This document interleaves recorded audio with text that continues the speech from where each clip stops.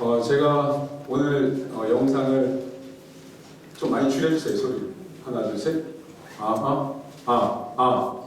둘 셋 둘. 영상을 3개를 보여드릴 건데요. 오늘 보여드린 건 왜 보여드렸을까요? 제가 이 정체성에 관련된 문제이기 때문에 그렇습니다.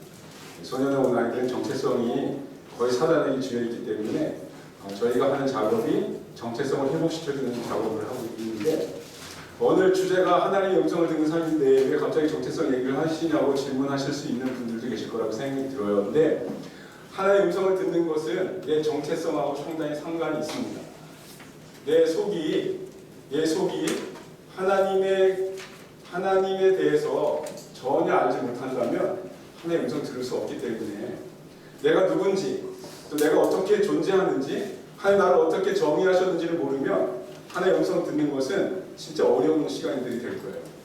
제가 DTS를 졸업을 하고 많은 지체들하고 만나면서 얘기를 하고 또 후배들도 만나고 하는데, 하나님의 음성 듣는 거를 되게 어려워하더라고요. 도대체 하나님의 음성을 어떻게 듣는 거죠? 하나님은 4차원 세계이고 우리는 2차원, 1차원 세계인데 어떻게 영의 세계를 우리가 육신의 귀로 들을 수 있냐는 질문들을 많이 하거든요. 여러분은 하나님의 음성을 듣고 사시나요? 진짜요? 우리 옆에 분에게 한번 인사할까요? 당신은 정말 하나님의 음성을 듣고 사시나요?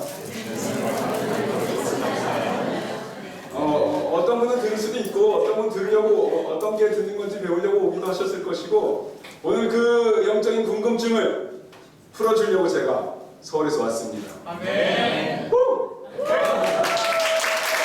별로 안 반가우시더라고요.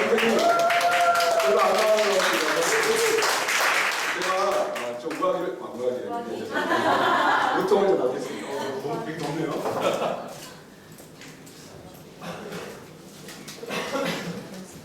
오늘 말씀하는 거 잘 들으시면 진짜 여러분 30만 원씩 힘이 내 보신다. 제가 서울에서 여러분 교회 자랑하고 다니는 거 아세요?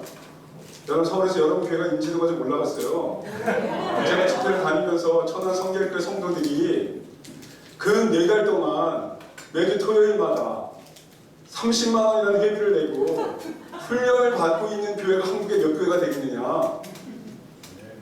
돈 받아라 좀.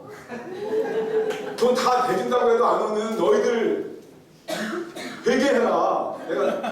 저는 통합측 교회 목사예요. 장로교인데 장로가 되게 전통적이, 성결교는 그래도 되게 깨어있고, 저희 아내가 성결대학을 졸업해서 이렇게 보니까 늘 하나님 사모하고 음성을 들으려고 하고 되게 예수님과 친밀한 삶을 누리려고 하는 모습들이 보여요. 근데 전통 장로교회들은 상당히 굳어있거든요. 그리고 예배하는 거 보면 비디오 정주하는 것 같아요. 아무도 안 움직여. 여기라도 일어나서 막 이렇게 춤도 추고 하잖아요. 손도 들고 하잖아요. 하나님 사랑해요라고 말도 하지 않아요. 한번 해볼까요? 시작. 하나님 사랑해요. 비슷해 여기도. 손도 들고 애정 표현이 있어야 되는데 뭐 전혀 이렇게 이상하시네. 제가 알고 있는 멤버가 바뀌어서 그렇구나. 그럼 지난주 3주 동안 뭐 하셨어요? 뭐 마음이 열리고 새로운 마음들이, 새로운 가치들이 들어와서 내가 행동이 바뀌고 눈빛이 바뀌고 아직 덜 바뀌었죠? 네. 그래서 저를 3번째 보내주셨나 봐. 네. 별로 동의 안 하시는 것 같아요. 오늘 되게 중요한 시간이거든요. 여러분이 오늘 잘 들으시면 나머지 시간이 행복하고, 아멘? 아멘. 오늘 제대로 못 들으면 나머지 시간이 지겨울 거예요. 전도회 왜 전도여행을 했는지 이해를 못할 겁니다. 저는 전도여행을 이란으로 갔다 왔어요. 이란 가서 한 달 동안 살아보세요. 팀원들끼리 매일 싸워요. 할 게 없거든요. 이란 가면 다 거기 통제가 너무 심하다 보니까 사역을 할 수가 없어요. 그러니까 계속 땅 밟기만 하고 막 돌아다니는 거예요, 전국을. 그러니까 우리 안에 싸움이 일어나요. 맨날 먹는 거로 싸우고 막. 네? 기도하는데 좋은다고 싸우고, 자기가 예배인도 하는데 왜 좋니? 그래서 싸우고, 호텔을 정해야 되는데 호텔을 리더들이 더 싼 데 구하려고 막 돌아다니다 빨리 정하라고 막 싸우고, 애들이 먼저 먹을 거 먹었다고 싸우고. 우리가 하나님의 은혜를 경험하지 못하면 교회 안에 있으면서도 매일 싸우는 거예요. 우리 옆에 분이 한 번 더 좋은 노래 한번 인사해 주세요. 우리 재밌게 지내자. 행복하게 지내자. 한번 더 해볼까요? 당신의 얼굴을 보니까 얘기하세요. 정말 재밌게 생겼군요. 뭐 이렇게 재밌게 생겼어? 나는 당신의 얼굴을 보니까 기쁨이 넘쳐요. 정말 그래요? 제 얼굴 보니까 힘이 나죠? 생기고 못생겼어도 하나님 메시지가 내 안에 있기 때문에 여러분 제가 제 자랑하러 온 것이 아니라 하나님 말씀 전하러 왔기 때문에 여러분 기대하는 거 아니에요? 제 자랑할 거면 왜 여기 여러분 여기 왜 앉아있어요? 저보다 더 잘난 사람, 잘 말하는 사람 많을 텐데. 그러나 이 시간 오늘 3시간, 4시간 동안에 집중해서 들으시면 놀라운 역사가 일어날 거라고 믿습니다. 여러분 구원이라는 게 뭘까요? 제가 많이 질문을 많이 하는데 저 혼자 이렇게 떠들고 가면은 여기 남은 거 아무것도 없기 때문에 제가 자꾸 물어보는 거예요. 자매님, 구원이 뭘까요?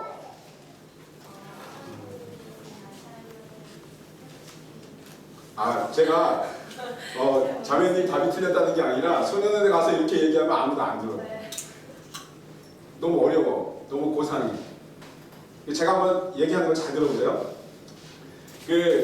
어느 사람이 지나가는 장작더미에 불이 타고 있었어요. 그래서 이 사람이 작가였어요. 작가가 지나가다가 불타는 장작더미를 보고 내가 저 장작더미를 꺼내가지고 작품을 만들어야 되겠다. 그래서 불더미 속에서 장작을 하나 꺼냅니다. 이 꺼내는 행위가 뭐예요? 잘한다. 자, 이 구원된 이 나무를 이 작가가 딱 칼을 딱 들고 시커먼 스커땡이를 막 깔고 끌어내는 거예요. 그러니까 이 나무가 뭐라 그래?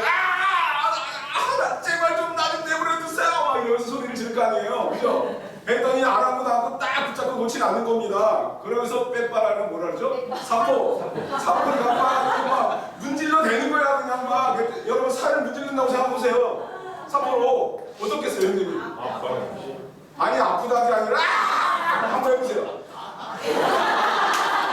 웃으시는 것 같은데 몸을 비틀면서 제발 내가 내버려둬라고 막 소리를 지를 거 아니에요. 그렇지만 내가 이 주인을 팽개칠 수는 없고 딱 잡혀가지고 내가 있는데 계속 몸을 비틀면서 제발 이 고통에서 나를 자유롭게 해달라고 난 새롭게 작품 되지 않아 좋으니까 이제 내버려두라고 막 소리를 지를 거 아닙니까? 가만히 생각해보니까 이걸 우리가 뭐라 그러냐면 성화를 해요. 성화가 뭐예요? 가나안 들어가기 전에 40년 동안 고난의 시간이잖아요. 하나님 날 왜 건드려 가지고 여기 끌고 나와가지고 날 왜 고생시키냐고. 나 그냥 옛날대로 살았으면 나 행복했을 텐데, 그냥 옛날처럼 살았으면 난 너무 즐거웠을 텐데, 왜 애국에서 끄집어내가지고, 왜 불법에서 끄집어내가지고, 왜 성화 업장전도 한번 한번 얘기하면서 왜 나를 고통 가운데 뺀바로 문지르고, 아니 사포로 문지르고 끌고 그러면서 나중에 뭐라 하지 않죠? 나도 날카로운 끌로다가 막 조각을 만드는 거예요. 살짝 막 떼어내면서 코드 만들고 입술 만들고 눈도 만들고. 그래서 어느 날 지나보니까 정말 멋진 작품이 된 겁니다. 작품이 되기까지 여러분 어땠어요? 힘들다고 얼마나 아우성쳤어요? 그쵸? 죽고 싶다고. 그렇지만 하나님은 어떤 분이세요? 한번 내가 찍은 영혼은, 한번 내가 붙잡은 영혼은 결코 놓지 않으리라. 이게 하나님이 여러분이 하는 계획이세요. 그러니까 여러분이 중도에 포기할 생각을 아예 말라는 거야. 보세요. 여러분 여기가 이 얘기 되게 중요한데, 여기가 뭐예요? 홍해예요. 홍해 전에 뭐가 있어요? 애굽이 있잖아요. 애굽에서 몇 년 동안 살았죠? 430년 동안 살았어요. 430년 동안 살아서 온 생각과 가치관과 내면과 나의 삶의 모든 영역이 이 430년 동안 노예의 근성으로 바뀌었단 말입니다. 그죠? 근데 그 인간을 홍해를 건너게 하시는 거예요. 홍해가 여기 끝에 하루는 400km고 여기는 200km고 뭐 100km 올라갈수록 좋겠죠? 적당한 선에서 하나님이 인간의 힘으로 넘어가면 넘어올 수 없는 거리를 선택하시죠. 그래서 여기를 건너게 하십니다. 이 홍해를 건넜다는 걸 우리가 뭐라 그러냐면 세례라요. 세례. 이 세례라고 하는 뜻이 무슨 뜻이냐 하면 잘 들으셔야 돼요. 내가 A라는 공동체에서 B라는 공동체로 넘어가려고 하는데 여기서 뭐를 하냐면 어떤 의식을 해요. 의식. 내가 다른 부족 국가에서 이 부족 국가로 이민을 오거나 아니면 족을 바꿔가지고 새로운 삶을 살겠다고 했을 때 여기 들어오려면 그냥 받지 않습니다. 이마에다 인두를 지지든가 손가락을 자른다든가. 옛날에 어떤 것도 있었냐면 나무 한 4, 5m 나는 나무에다 매달아서 끈을 매달아서 떨어뜨려요. 그럼 여기 한 3cm, 5cm 정도만 남겨두고 떨어뜨립니다. 끈이 끊어지니까 죽는 거예요. 거꾸로 매달려서. 그래서 여기 번지점프처럼 거꾸로만 딱 해가서 이거를 통과하고 하면은 부족국가를 받아들이는 부족국가도 있었어요. 그러니까 온몸에 상처를 내는 부족국가도 있고. 그러니까 내가 A라는 공동체에서 B라는 공동체로 넘어갈 때 내가 여기 이제 죽어도 가기 싫을 거야. 나 여기 안 살아 이제. 나 여기 있는 인간들만 봐도 난 지긋지긋해. 나는 이제 새로운 세상에서 새롭게 살 거야 라고 넘어갈 때 하는 게 뭐라고요? 세례라는 거예요. 그 여러분이 세례 받으셨죠? 네. 세례 받으셨다는 건 뭐냐면 이 애국에서 살던 이 과거의 모든 것들이 아주 지겹고 더럽고 추하고 난 다시는 옛날로 돌아가지 않겠다는 어떤 굳은 의식이란 말입니다. 다시는. 근데 이스라엘 사람들이 애국을 홍해를 건너가지고 어떻게 했어요? 어떻게 했죠? 저는 어떻게 했어요? 애국을 그리워하잖아요. 야, 이게 인간이에요. 내가 예수를 믿었지만 내 속사람이 완전히 바뀌지 않는 한, 내 내면의 세계가 완전히 바뀌지 않는 한, 내 가치관이 바뀌지 않는 한, 난 여전히 과거의 애국에 있었던 그 정체성을 갖고 사는구나. 이 사람들이 예배 드릴 수 있을까요? 과거에 애국에 430년 동안 갖고 있었던 노예의 근성을 갖고 있는 사람들이 어떻게 예배를 드립니까? 어떻게 찬양해요? 어떻게 헌금합니까? 아까워서? 할 수 없습니다. 할 수 없어요. 그래서 하나님의 음성을 듣는다라는 것은 뭐하고 아주 직결적이냐면 나의 정체성하고 직결적이에요. 그래서 오늘 이 얘기를 하려고 첫 타임은 이 얘기를 주로 하려고 합니다. 자,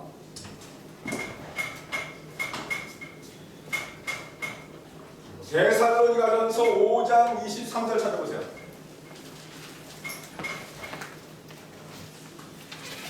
오늘 말씀의 핵심 주제입니다. 데살로니가전서 5장 23절 한번 찾아볼까요?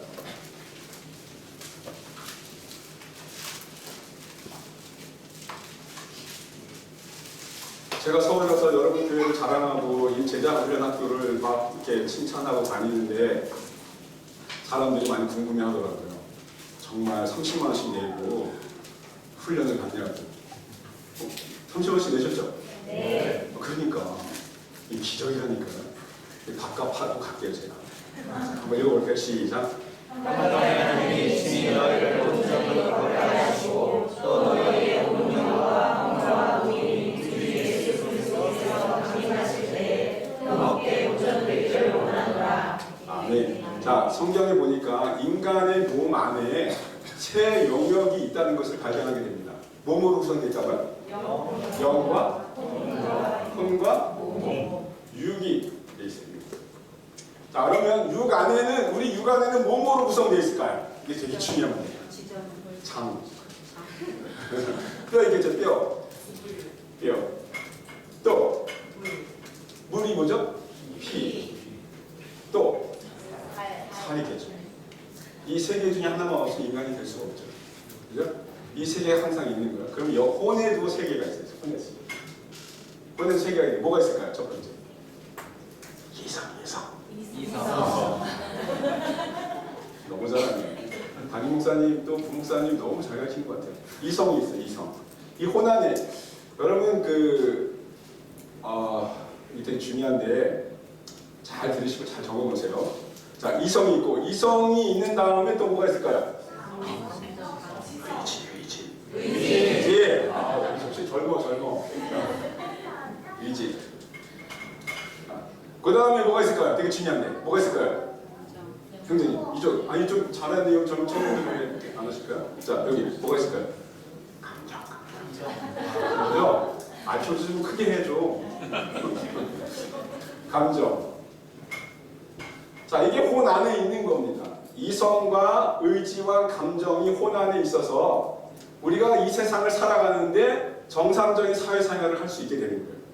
이 중에 하나만 없어도 상당히 이상한 사람이 됩니다.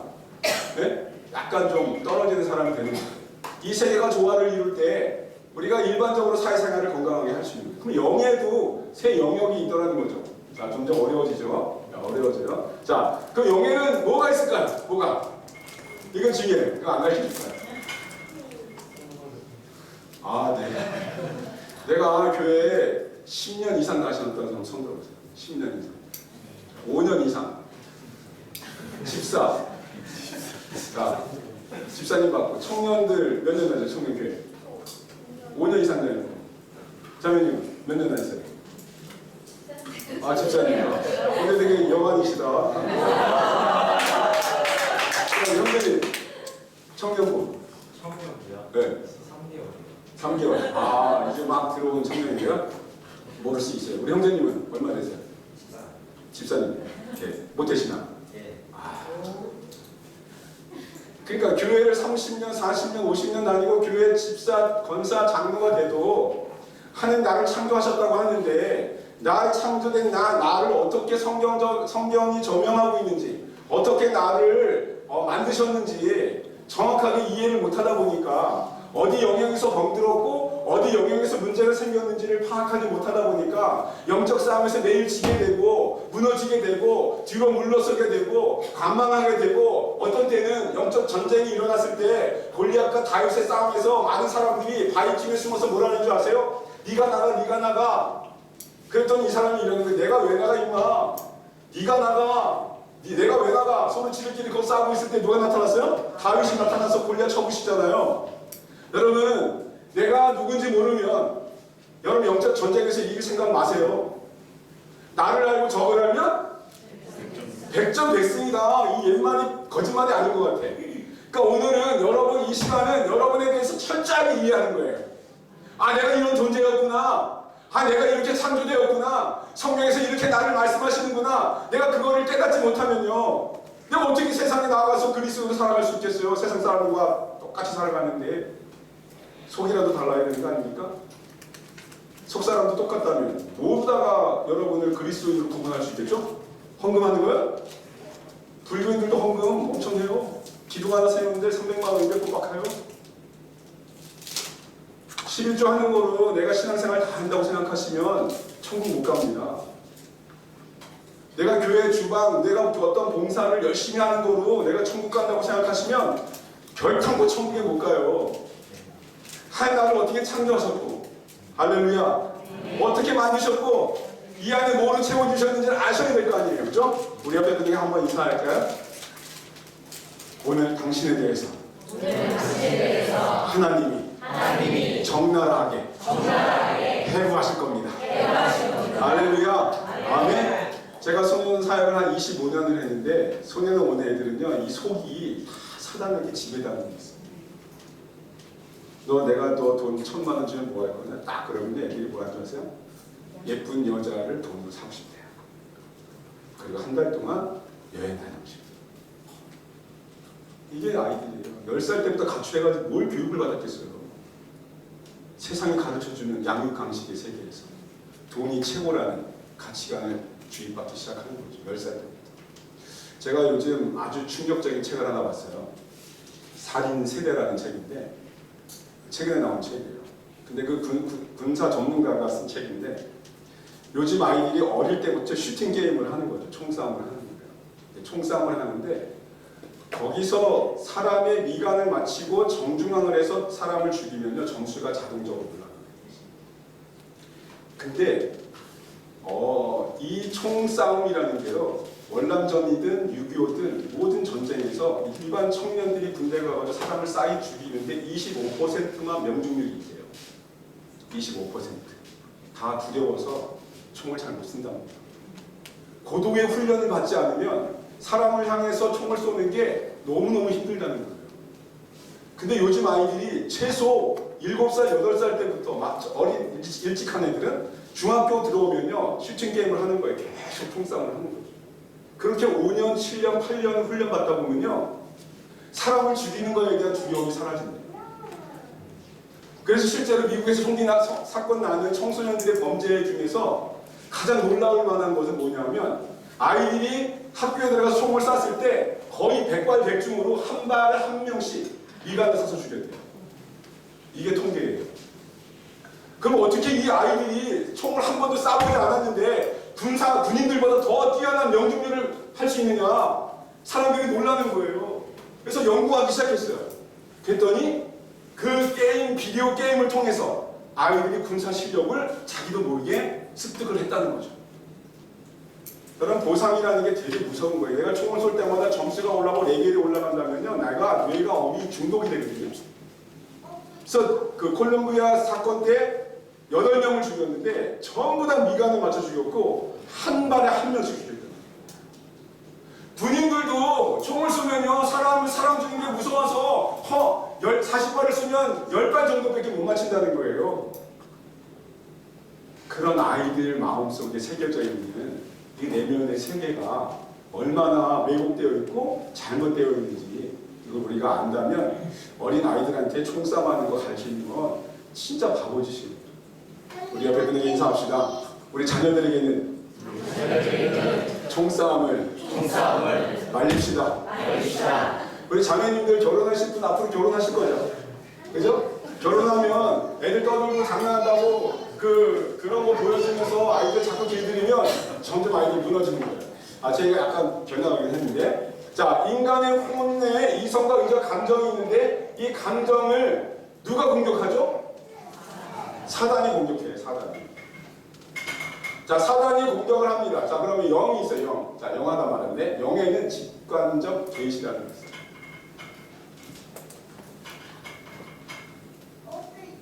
직관적 계시라는 말을 우리가 교회에서 뭐라고 말하냐면 레마라는 레마.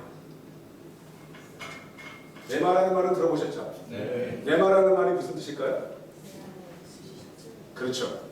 나의 이성과 의지와 감정을 거치지 않고 하나님이 직접 나의 그 영 가운데 들려주셔서 깨닫게 하시는, 내가 합리적으로 생각하기 전에, 내가 내 경험에 비추어서 어떤 것을 해석하기 전에 하나님 나에게 깨달아 주시는 거예요.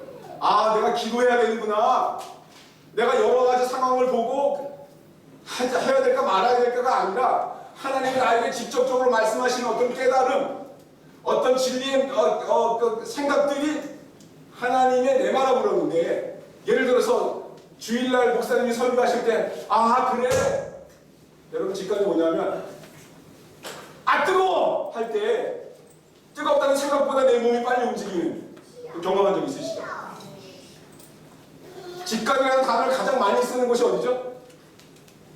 애플입니다. 애플. 핸드폰을 어떻게 만들었다고요? 직관적으로 만들었다고 하잖아요. 무슨 뜻이죠? 뭘 거쳐서 들어가는 것이 아니라 내가 바로 할 수 있게끔 만들었다는 거예요. 그러니까 하나님의 음성이 나의 의지와 감정을 거치지 않고 나에게 직접해서 말씀해 주시는 걸 우리가 뭐라 그러냐면 레마라, 레마. 레마를 들어보신 적 있나요? 있으시면 한번 손 들어보세요. 영이 살아있는 거예요. 너 가지마! 그러면 안 돼, 거기 가지마! 저희 제가 홍대에서 목회하는데 홍대에 있는 클럽이 수십 개예요. 금요일날 홍대에서 춤추는 아이들이 동시에 춤을 추면요, 그 지역이 들썩들썩해요. 실제로 새벽에 4시 반에 영업이 끝나서 많은 아이들이 홍대 그 클럽에서 나오는데 수백 명이 쏟아져 나와요. 진짜 장난 아니에요. 그런 홍대에 있는 아이들이 다 영적으로 잘못된 메시지를 받고 있다는 거예요. 자, 근데 하나님의 레마가 우리 영 가운데 들려오면 우리 혼에 영향을 받기 시작합니다. 어떻게 영향을 받냐면 하나님의 말씀이 우리 영에서 레마를 통해서, 계시를 통해서 내 이성 가운데 내려오기 시작하면요, 우리 이성에서 뭐가 생기냐면 믿음이라는 게 생겨요.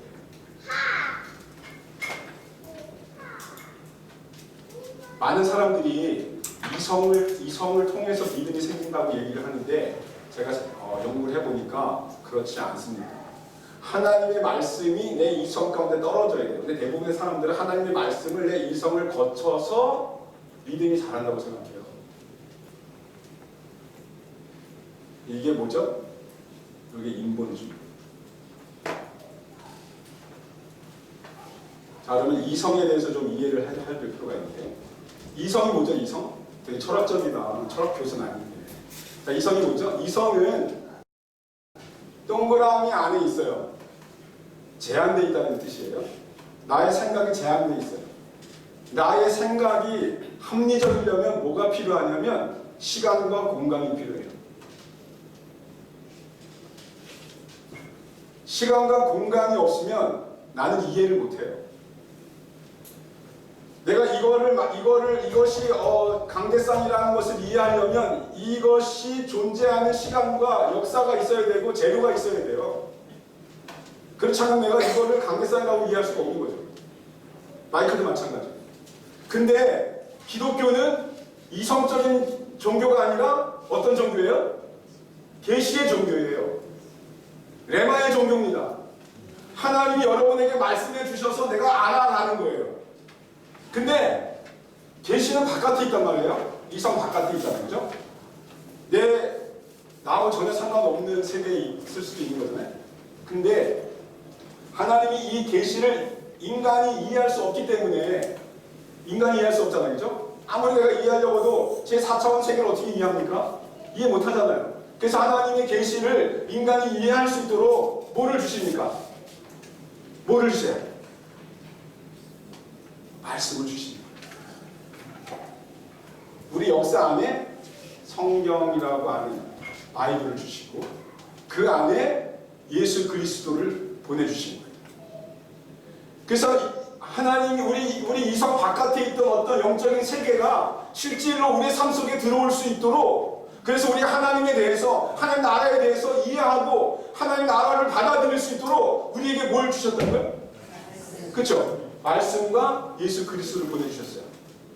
그래서 성경이라고 하는 것을 통해서 역사를 통해서 우리가 하나님이 살아계시다는 것을 이해할 수 있게끔 예수님이 설교하실 때 뭐로 많이 말씀하셨죠? 비유로 말씀하셨어요. 왜요? 왜죠? 인간이 뭐 할 수 있도록? 이해할 수 있도록. 그죠?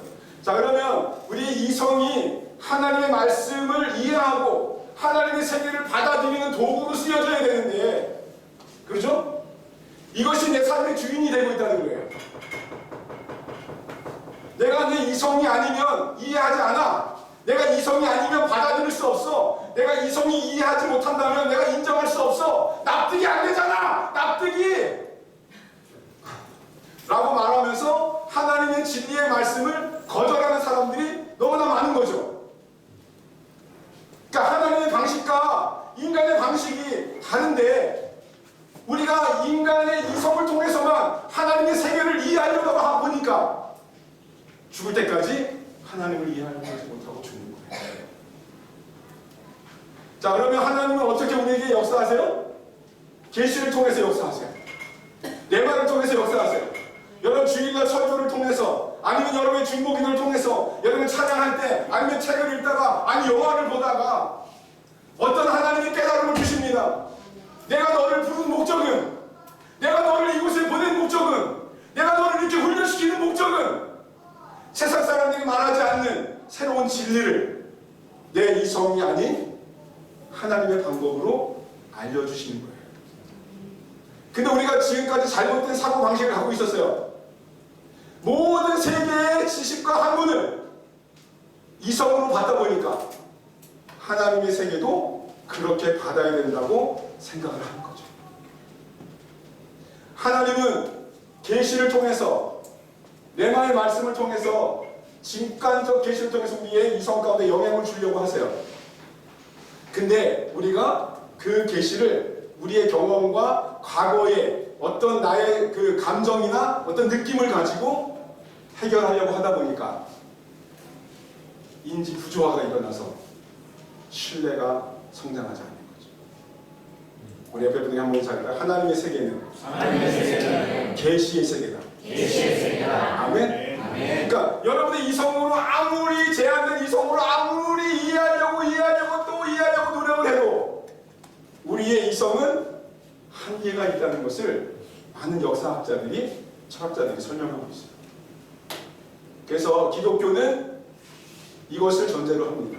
하나님은 하나님의 방식과 하나님의 뜻과 하나님의 계획대로 우리에게 계시하시고 보여주시고 말씀하신다는 거예요. 여기서 막 아멘 터져야 되는데. 아멘. 옆에 분에게 한번 인사할까요? 오늘도 당신에게 계시하고 계십니다. 근데 이것이 안 믿어지는 거죠. 내가 너무 육적으로 살아서 430년 동안 노예로 있다 보니까 너에게 새로운 세계가 있고 새로운 비전이 있고 새로운 희망이 있다는 얘기를 잘 못 믿는 거예요. 네가 가나안 땅에 갈 것이다. 내가 어떻게 가나안 땅에 갑니까? 이런 노예 근성 있는 내가 어떻게 갑니까?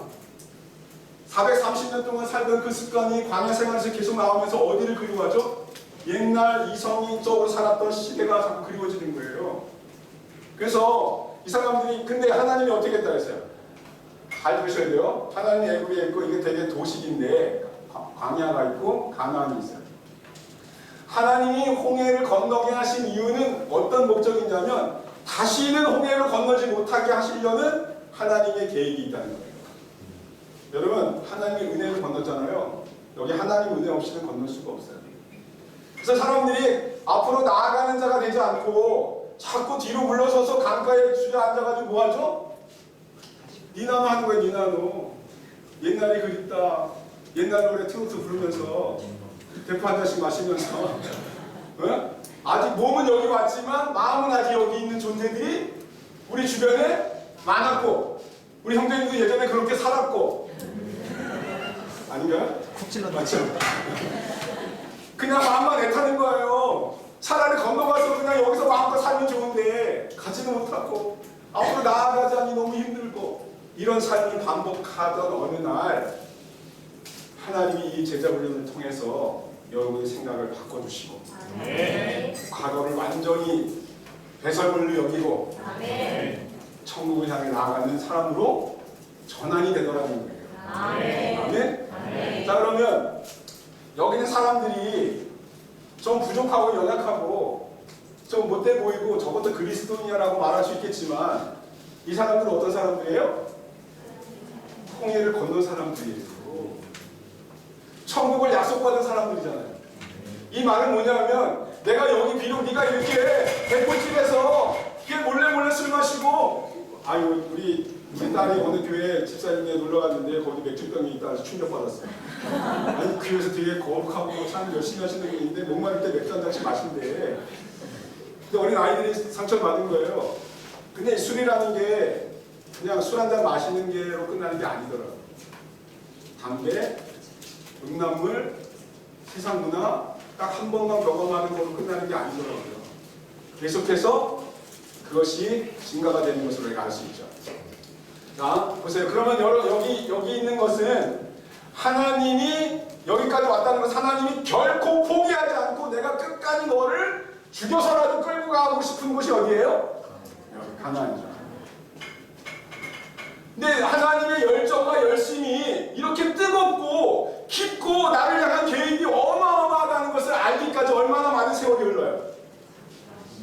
40년이 흐릅니다.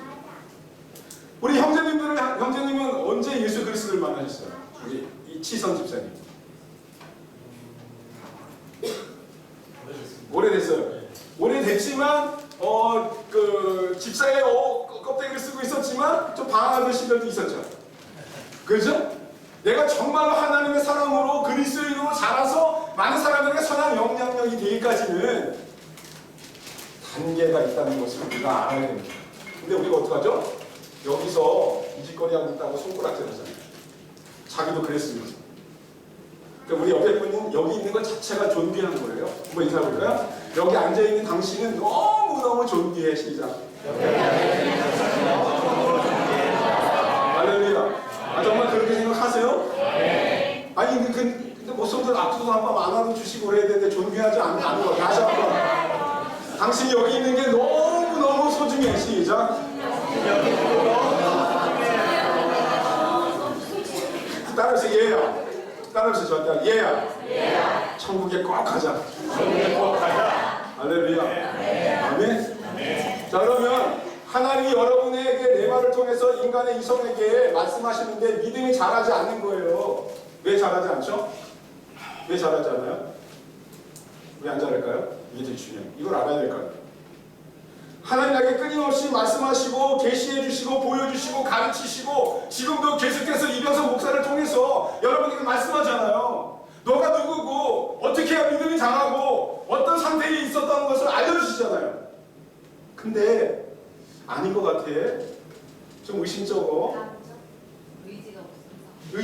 없어서. 의지는 여기 있거든요.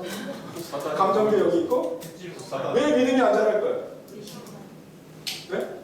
사단이랑 부딪혀서. 그렇죠. 이성이랑 부딪히는 거죠. 사고 방식에 문제가 있다는 것을 말씀하고 싶습니다. 그러니까 기독교에서 제자 훈련을 한다고 했을 때, 교회에서 제자 훈련을 한다고 했을 때, 내가 그리스도인이 되고 신앙이 성장하고 믿음이 자란다고 했을 때 가장 변화받아야 될 것이 뭐라고 생각하세요? 사고방식. 그래, 사고방식. 할렐루야. 그러니까 내가 변했다는 것은 내가 교회를 열심히 다녔다, 30년 다녔다 이런 거 가지고 증거를 내세울 게 없어요. 여러분의 사고방식이 바뀌었느냐? 돈이 최고였는데 지금은 돈보다 하나님 나라가 최고라고 바뀌었느냐? 내가 오라고 하잖아요. 정말로 여러분이 변화됐다는 것은 여러분의 속에 숨겨져 있는 여러분 밸류가 뭐죠? 밸류?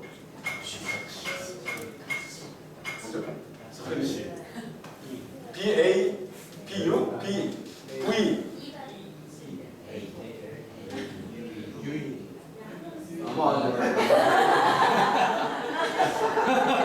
밸류가 뭐죠? 밸류가? 가치라 하잖아요. 가치. 이 작은 가치들, 밸류들이 모여서 뭐가 되는 거예요? 뭐가 되죠? 가치가.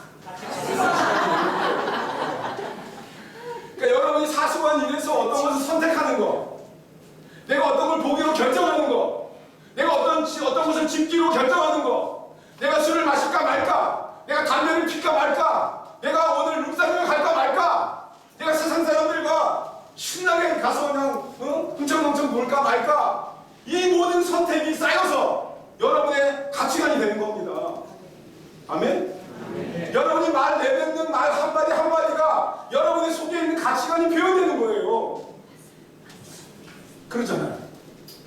그래서 여러분이 정말 변화됐다는 것은 여러분의 이성 안에 쌓여있는, 이 혼 안에 쌓여있는 사고방식이 바뀌었다는 것을 의미합니다.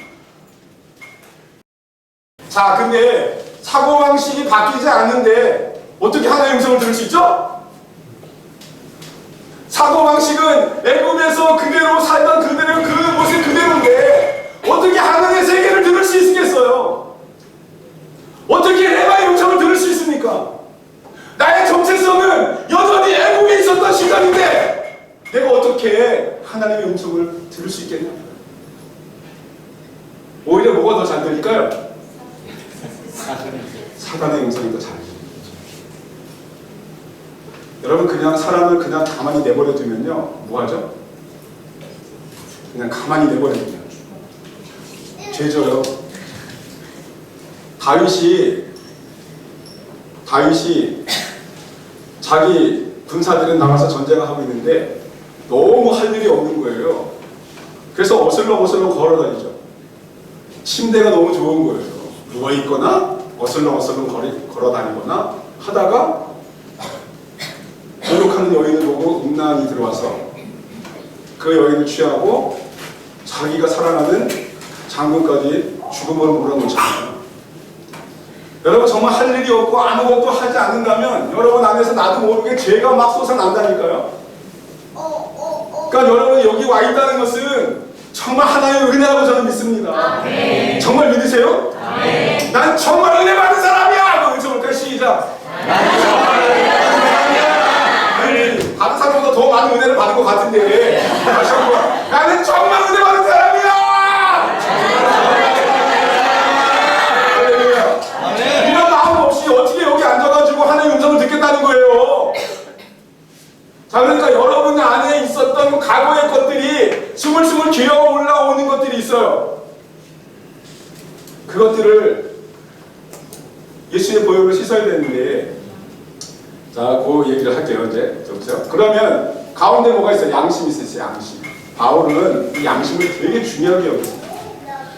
예수님에 대해서 듣지 못한 사람들이 어떻게 구원받을 수 있을까요? 라고 했을 때 바울이 뭐라 그래요? 그 사람의 양심에 따라서 심판할 거라고 했어요. 그러니까 양심이 얼마나 중요하냐면 하나님 우리 양심을 통해서 옳고 그름을 말씀하시고 가야 될 곳과 말아야 될 곳을 말씀하시고 내가 지켜야 될 것을 말씀하시는 거예요. 자 보세요. 이 양심을 통해서 하나님이 말씀하세요. 양심에게 하나님 말씀이 떨어져서 우리 의식 가운데 내려와야 돼요. 의식 가운데 내려오면 뭐가 자랄까요? 뭐가 생겨날까요? 뭐가? 순종이 생겨요. 순종. 자, 이 순종 되게 중요해요. 순종. 여러분 몇 시까지 해야죠? 30분까지. 30분까지. 저 여기까지 하고 쉴게요. 이 순종이라는 단어를 여러분 절대적으로 이해를 해야 됩니다. 순종은 뭐를 낳냐면 권위를 낳아요. 내가 어떤 것에 순종하잖아요? 그러면 그 순종을 하게 한 사람에게 뭘 주는 거냐면 나도 모르게 권위를 딱 갖다 주는 거예요. 권위자가 되는 거예요. 내가 형제님에게 저쪽 교회에 가가지고 그냥 사무실에 가서 그냥 컴퓨터를 다 뒤지고 엎고 와 라고 했는데 형제님이 순종을 했어요. 그러면 형제님이 저한테 권위를 주게 되는 거죠. 권위자가 되는 거예요. 자, 내가 만약에 형제님한테 물건 좀 훔쳐와. 저기 마트 가가지고 내 목마르니까 저 알로에 좀 하나 갖고 와. 그래서 했더니 형제가 가가지고 알로에를 하나 훔쳐왔어요. 이 형제님에게 제가 권위자가 됩니다. 근데 형제님 안에 되게 중요한 거 얘기하니까 잘 들으셔야 돼요. 형제님 안에 그건 잘못된 거야라는 어떤 가치관이 있잖아요. 그러면 순종을 할까 안 할까요? 하지 않죠. 그럼 순종은 어느 때 일어나는 거죠? 순종은 외부의 요구와 내면의 세계가 딱 맞아떨어질 때 순종이 되는 거거든요. 이해하세요? 네. 누군가가 나에게 어떤 것을 요구하는 것과 내 속에 있던 어떤 생각들이 딱 합의를 이룰 때 맞아 라고 순종하게 되는 거거든요. 그러니까 여러분에게 사단이 어떤 걸 요구했을 때 여러분이 사단의 요구에 따라가는 것은 내 안에서 동의가 일어나는 겁니다. 내가 그것을 하고 싶어서 하는 게 아니라 이미 내 안에 그것에 대한 어떤 가치들이 있는 거예요. 그래서 사단이 요구하는 어떤 그 권위자가 요구하는 것과 내 안에 내면의 세계가 딱 맞아떨어지면 순종이 일어나는 거거든요. 자, 그러면 성령이 여러분이 어떤 것을 요구했어요? 그래서 내가 기쁨으로 그걸 순종했어요. 그럼 여러분 안에 하나님이 기뻐하는 가치관들이 여러분 안에 있는 거고요. 여러분의 그 기뻐하는 가치관이 없다고 하면 어떻게 될까요? 거절하겠죠. 저 새벽님이 안녕할게요. 나 제자 훈련 안 받겠어요. 이걸 받아서 뭐하죠? 라고 내 가치관하고 달라요. 내 내면의 세계하고 달라요. 라고 거절하고 뛰어나가겠죠. 자, 순종은 그냥 일어나는 것이 아니라 여러분 안에 이미 내면화되어 있는 어떤 것들과 맞아떨어지면 순종이 일어나는 겁니다. 소년원에 오는 아이들이 제가 상담을 하니까 알잖아요. 물건을 5번을 훔치잖아요. 처음에는 상당히 두려워. 훔치는 게 떨리고 두렵고 막 그래요. 잡혀갈까봐. 근데 5번을 훔치면은 자기도 모르게 싹 지금 귀신처럼 진짜 훔쳐서 갖고 간대요. 전혀 두려움도 없고 양심의 가책도 안 느끼고. 이렇게 반복을 하잖아요. 그러면 자기가 누군지를 생각하게 돼요. 나는 남의 물건을 훔치기 위해서 태어난 존재라고 자기를 정의해요. 목사님, 전 평생 이렇게 살다 죽을 것 같아요. 아이들이 많이 대부분이 그렇거든요. 그러니까 여러분이 사단이 요구하는 것들을 몇 번 반복해서 행동을 하게 되면요, 자기도 모르게 자기 자신 안에 정체성이 형성되는 거예요. 그래, 나는 그리스도인이 아니었어. 나는 이중인격자야. 교회 가서는 하나님 예배하는 척하고 아무도 안 보는 데서는 그냥 내 마음대로 내 뜻대로 사람이 원하는 행동들을 하게 되고, 나는 도대체 누구지? 나는 누구야? 나는 도대체 예수님 하나님 믿는 자야? 아니면 마귀 새끼야? 이렇게 살 수는 없잖아? 라고 해서 완전히 세상으로 가는 인간이 있고, 이렇게 살면 안 되는구나 깨닫고 제자 훈련에 오는 여러분이 있고. 별로 안 되는 아니지? 아직 양다르신가 봐요? 이 제자훈련학교를 통해서 가장 먼저 여러분이 훈련받는 게 뭐냐면, 그동안 잘못 쌓아져 왔던 430년 동안 쌓아져 왔던 가치관, 사고방식, 관점들을 예수의 보혈로 씻는 겁니다. 이것이 일어나지 않으면 이 훈련학교 4달 동안 뭐 하는 거죠? 계급장 하나 다는 거예요? 내가 7기 제자훈련학교 출신이야. 그래서 장로가 되는데 도움이 되나요? 권사님 되는데 도움이 돼요? 그렇게 많이 되면 저 진짜 총회장 됐겠네요. 저는 모든 선교단체에서 일어나는 선교 훈련을 거의 다 받았고요. 전도 폭발 뭐 막 다 받아봤어요. 뭐 두날개 뭐 이런 거 다.